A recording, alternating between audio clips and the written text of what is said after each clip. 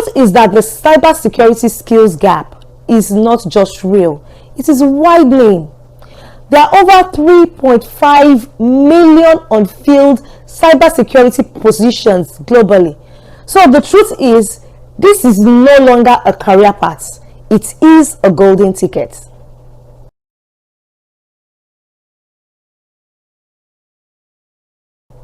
One of the strategic moves that separates forward-thinking professionals from thousands of others with the same technical skills is not necessarily knowledge. No, it's not. It's a strategic approach to be able to navigate every stage of the cybersecurity career ladder, understanding exactly what skills and experiences they need to demonstrate before they can move to the next level. I've seen this pattern repeatedly across hundreds of successful cybersecurity professionals because the field rewards those who approach their career with the same systematic, strategic mindset they bring to securing systems. And that exactly is what I will be sharing with you today. Let's break down the complete cybersecurity career roadmap into 4 distinct phases, each with its focus, challenges, as well as its opportunities.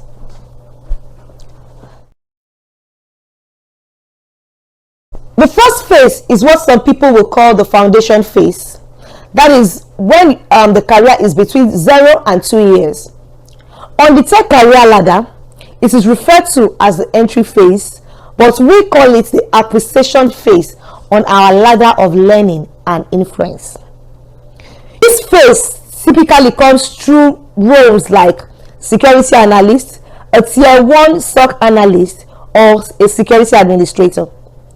These positions usually form the foundation of the cybersecurity.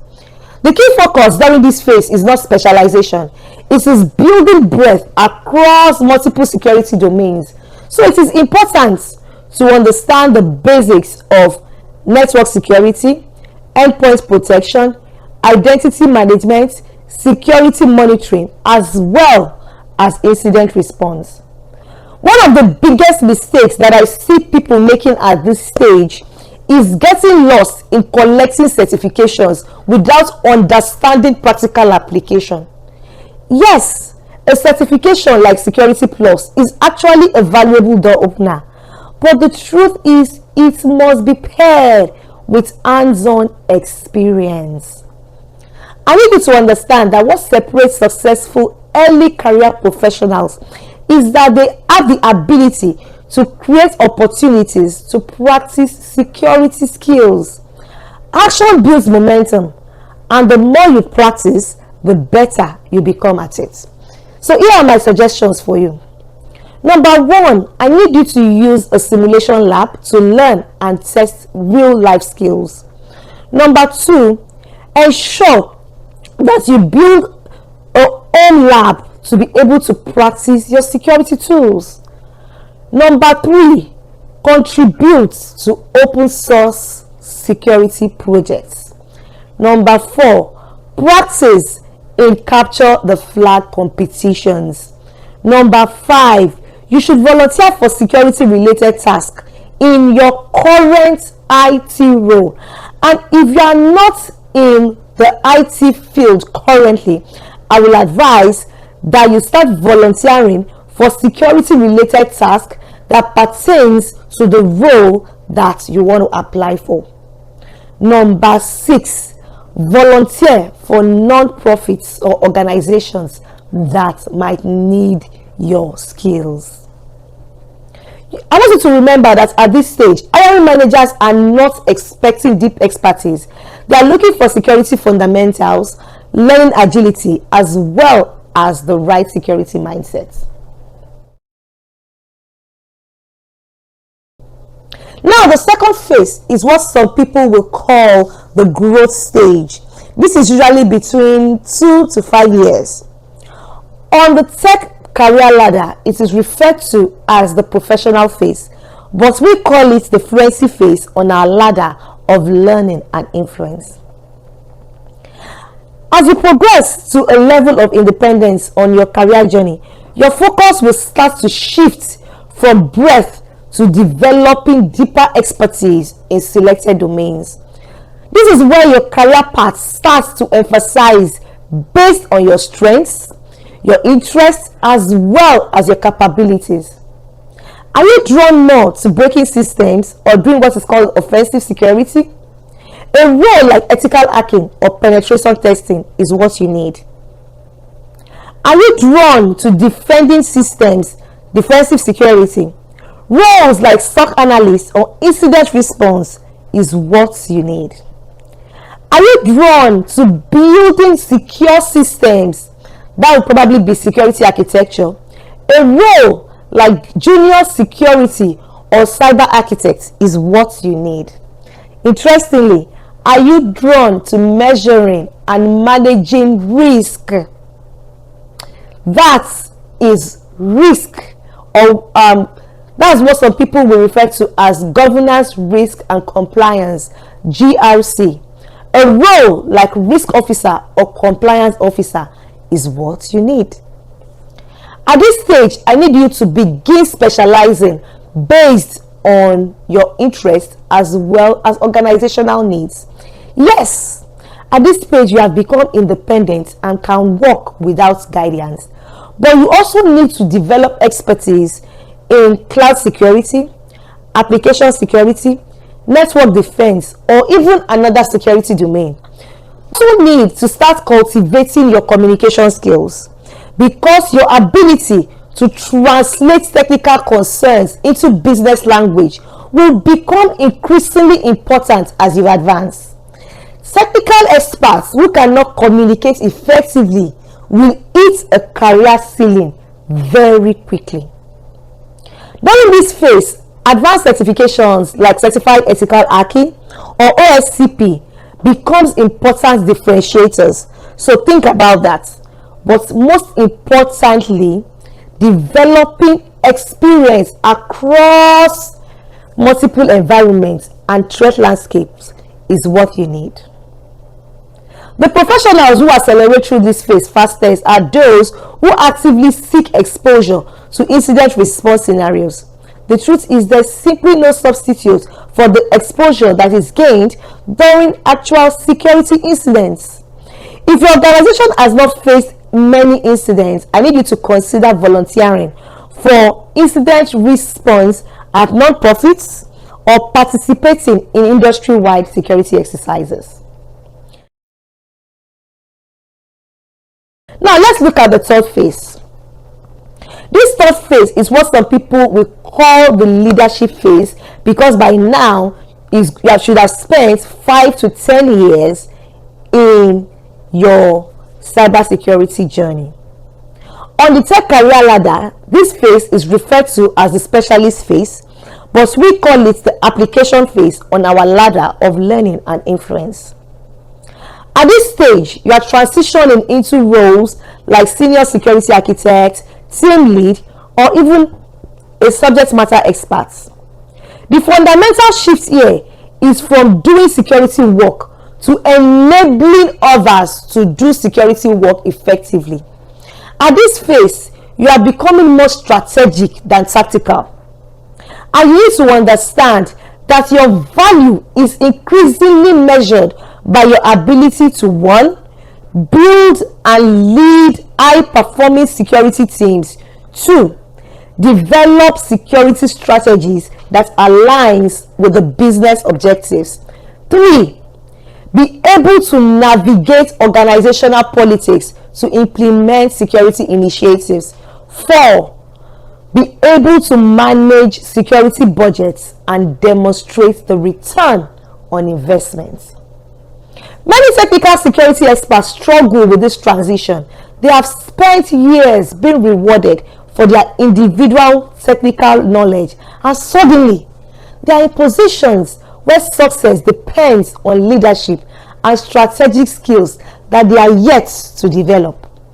Observation: the most successful security leaders approach leadership development as methodically as they approached their technical learning. What they do is they seek mentors, they study management practices, and they deliberately practice difficult conversations. Transitioning from purely technical execution to strategic planning and team leadership is just the starting point. You need to develop business acumen by practicing in cross-functional initiatives and understanding how security enables business growth rather than impeding it. You need to build relationships outside of the security team, particularly with other IT teams, the legal team, the project management team, and business unit leaders.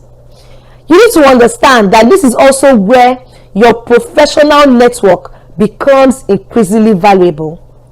The best security leaders maintain connections across organizations so that they can share knowledge, benchmark their programs, and stay current on emerging threats as well as defense techniques. Now, the best certifications I will advise that you get at this point includes your CISM, C-Risk, as well as CGE-IT. Let's look at the fourth phase. Now, this is the highest phase. The fourth phase is what some people will call the executive phase, because at this stage, you have spent 10 years and above on your cybersecurity journey. On the tech career ladder, this phase is usually referred to as the management phase, but we call it the mastery phase on our ladder of learning and influence. Some of the key roles I will advise that you target at this phase includes the Director of Security, Deputy CISO, as well as CISO. You need to understand that as a Director of Security, you'll be managing multiple security functions.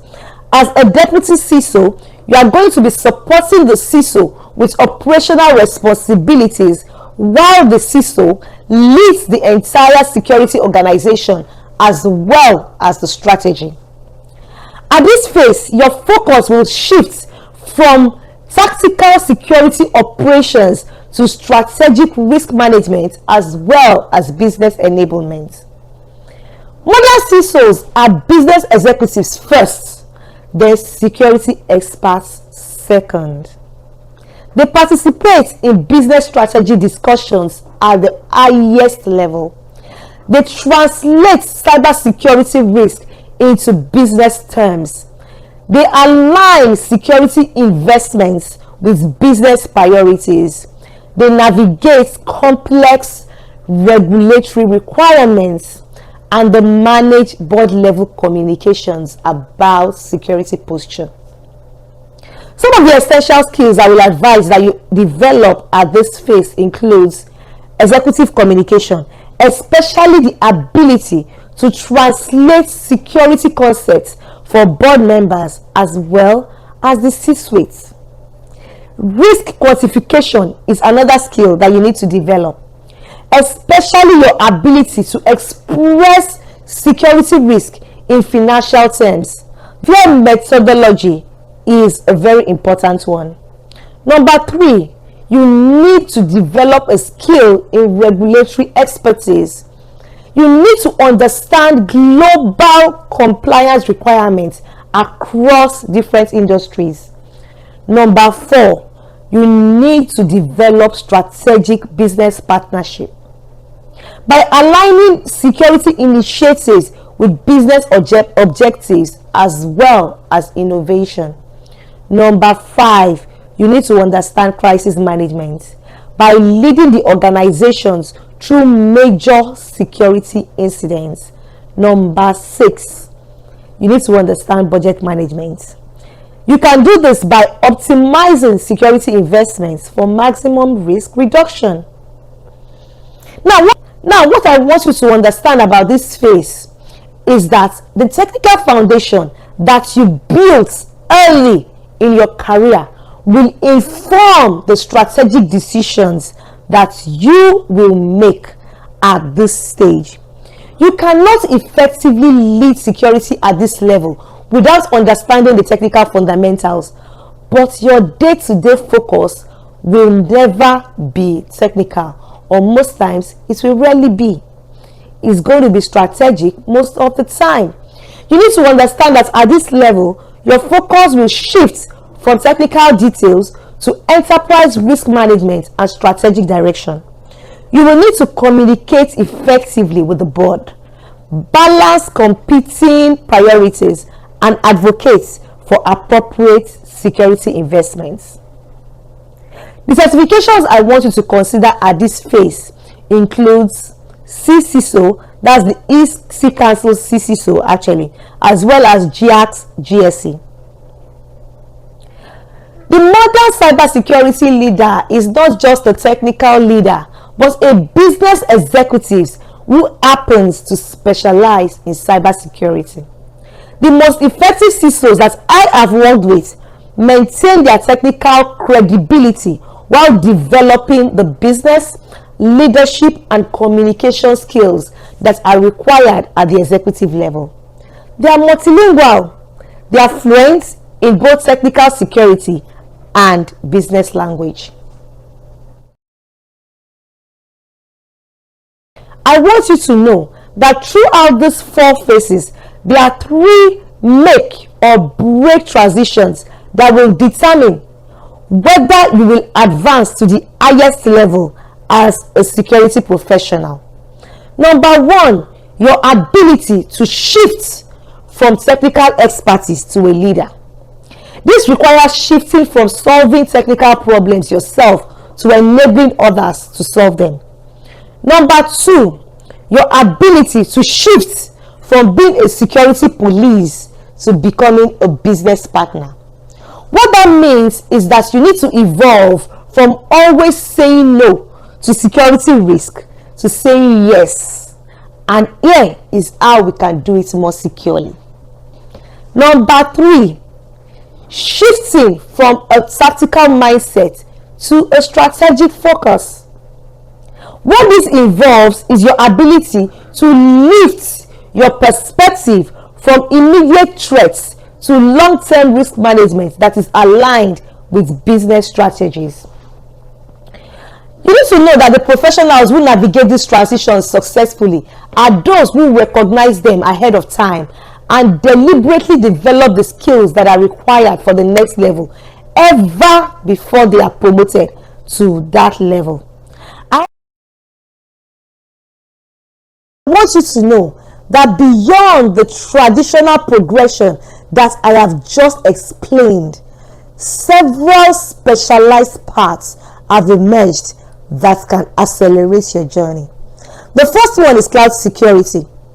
With organizations rapidly shifting to cloud environments, specialists in securing cloud infrastructure are in extraordinarily high demand. Number 2, security automation.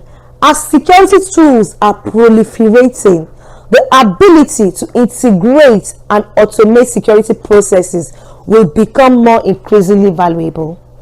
Number 3, security data science. By applying machine learning to threat detection and response, you can create new career opportunities at the intersection of data science and security. Number 4, security for critical infrastructure. Wow. Protecting operational technology and industrial control systems requires specialized knowledge that commands premium salaries. So if you have a good understanding of how to prepare security for critical infrastructure, it can accelerate your cybersecurity journey. If we look ahead, the most valuable security professionals in the next decade will be those who understand how AI is transforming both attacks and defenses, how to secure increasingly complex supply chains, how to implement zero trust architectures at scale, and how to navigate global privacy and security regulations. Now, I want you to know that the beauty of a field like cybersecurity is that it actually rewards both depth and breadth. You can build a successful career by becoming the foremost expert in a narrow security domain. At the same time, you can develop sufficient expertise across multiple domains if you see the bigger picture. I'm going to give you an exercise that has landed some of my mentees interviews at Fortune 500 companies, and I challenge you to complete it today. Not tomorrow, not next week, but today. Here is how it's going to work. The first step, I want you to target role identification by taking 15 minutes to research the job description for the role that is one level above your current position.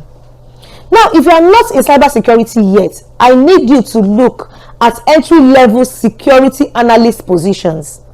Say 5 to 10 of those job descriptions that actually appeal to you. Number 2, I want you to create a spreadsheet with 3 columns. The first column will be technical skills, the second column will be soft skills, and the third column will be certifications.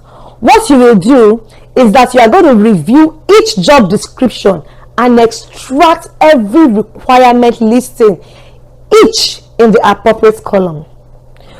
You will notice a certain pattern of what is consistently required.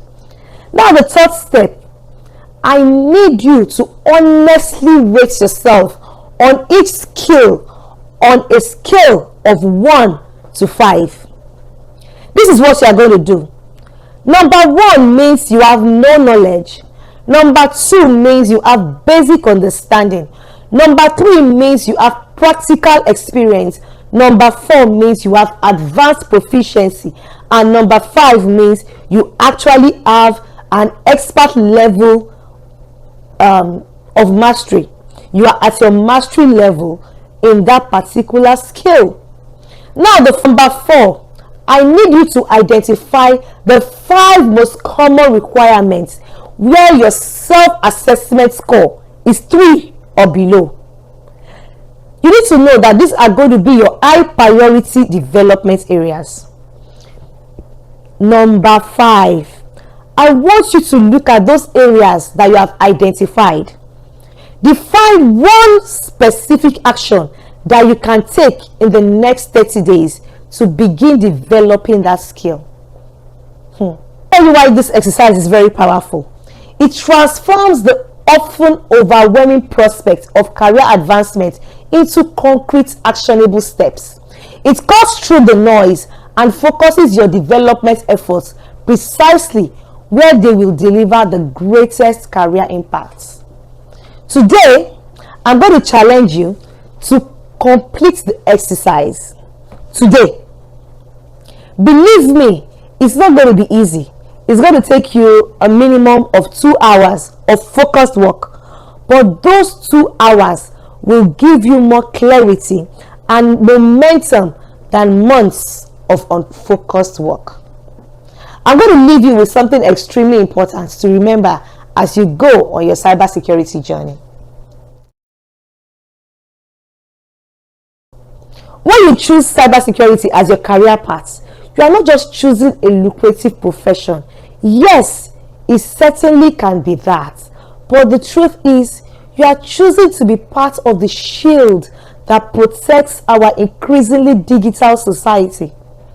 Whether you see yourself monitoring alerts as a SOC analyst, testing defenses as a penetration tester, or setting security strategies as a CISO, your work truly matters.